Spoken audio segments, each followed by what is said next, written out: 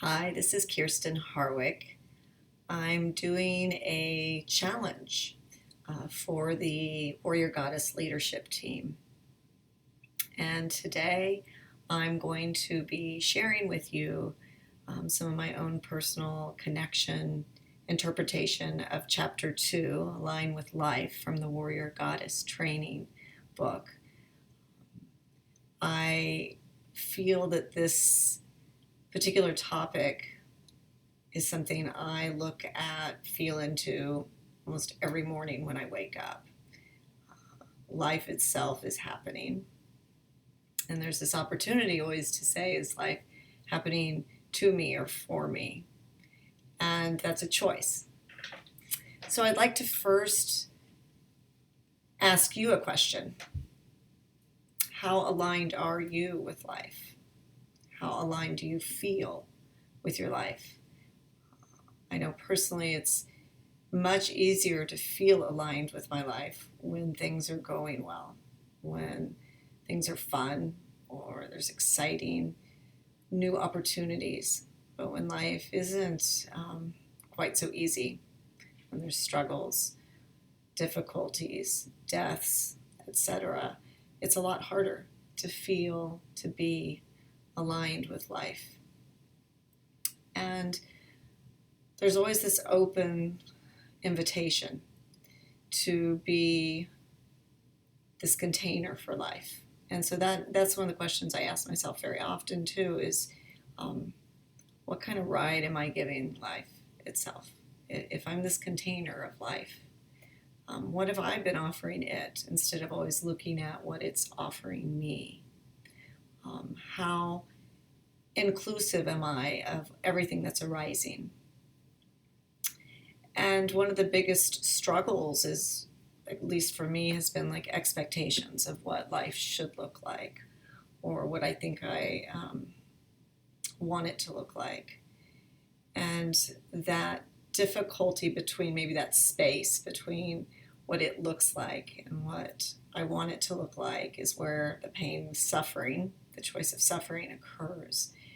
So it's not about being inactive by any means. It's this very fluid, generous, compassionate way of being with whatever is arising.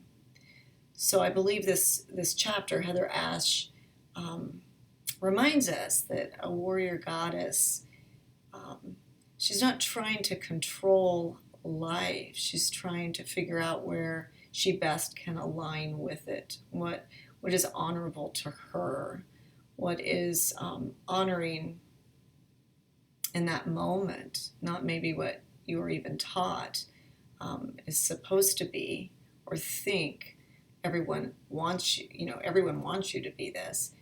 Aligning with that deeper dialogue, that deeper part of you, that feeling sense of aliveness itself. Something that really reminded me of the cycles of life, which is how I focus on aligning, is I got a greenhouse this spring, and we planted all these seeds in the earth. And every morning I would go out and look to see if my plant babies had started being born. And there was an excitement. I would wake up in the morning excited to see what had happened.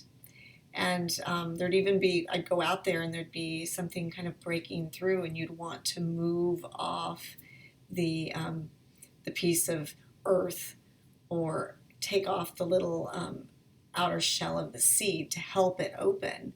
And I had been reminded that that's how these plants, these seedlings grow, is they use the struggle of moving through the earth. That's how they get strong enough to even survive once they break through. So when I look at this, this cycle, this evolution of like breaking through the difficult part, the darkness, I'm reminded that we always do have these opportunities to pull in, to feel what we need to feel. Maybe it is pain, maybe it's sadness, maybe it's some deep grief that you're working through, and acknowledge that, be with that. But you also have this choice in the next moment to put your focus on something that you can do, something that moves you towards feeling more loved, more centered, more connected. So these cycles, these ebbs and flows of growth, of birth, of death, it's part of life. It is part of life. And every day we get infinite number of chances to react, to be with life. So I'm going to share one other quick story that just happened a couple days ago. We were taking a walk. I try to take a walk a couple times a week, and I was taking a walk with my partner. And over the past couple years, I've been going through the cycles of changing, of moving out of a mother into more of this elder, going through this menopause, etc. And my body doesn't feel the same. I'm not able to do the same things that I could do in the past.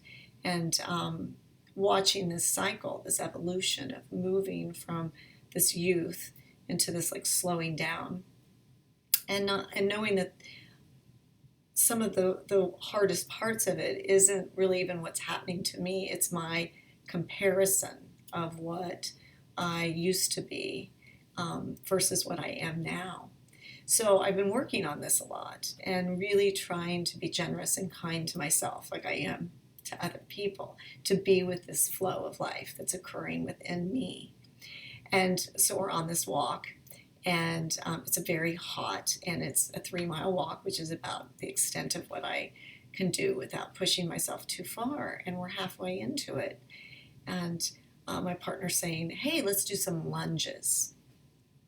And I'm like, okay, in the past I could do lunges. I probably could do lunges in that moment.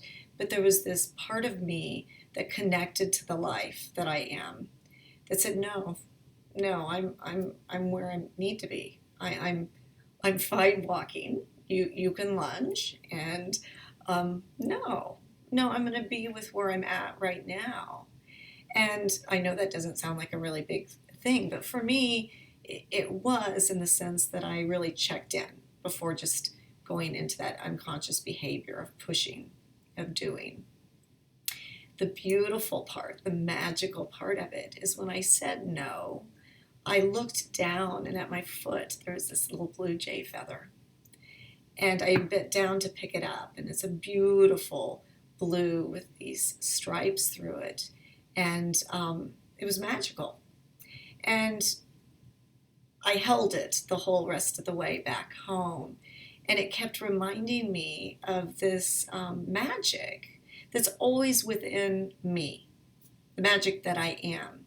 And so that's kind of the tool I want to throw out in regards to this chapter of aligning with life, is tapping into that inner magic. So when it gets really tough, when you have these choices or these difficult places, if you can really kind of lean into yourself and be honest and claim whatever life is there for you, whatever energy, whatever expression, whatever yes or no is there, that is the magic. So the feather was this outward symbol of reminding me of the magic when I slow down and I do that.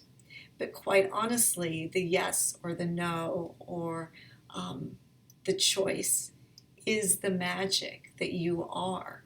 That, to me, is aligning with life, is tapping into the magic that you are, being the magic, and trusting that sometimes it's going to not look the way you want it to look. It's going to maybe be harder, or it might be easier too. But to use that gauge of your inner magic, it's magic that you can say yes or no. It's magic that you can focus your attention on something else. It's you are the magic, and you are life. So I want to kind of close with that thought again of, are you waiting for life to offer you something? And then turning that around and saying, not is what is life offering me, but what am I offering life right now? So I'm asking you that.